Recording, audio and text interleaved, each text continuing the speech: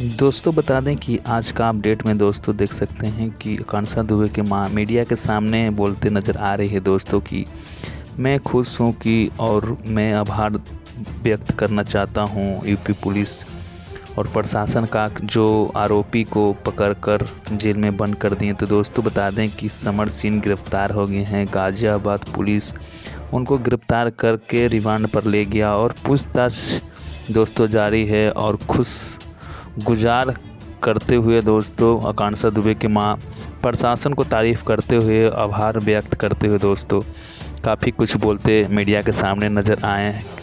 और दोस्तों साथ में ये भी कहा कि पुलिस का अगर सहयोग नहीं रहता, अगर प्रशासन ध्यान नहीं देता, कस के तहकीकात नहीं होता तो आज मेरी बेटी का आरोपी समर सिंह को गिरफ्तार नहीं होता। और दोस्तों काफ़ी कुछ कहते नज़र आए।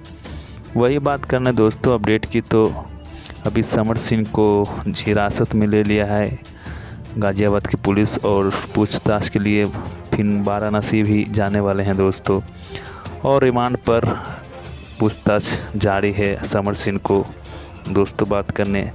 आज की अपडेट दोस्तों इसी तरह के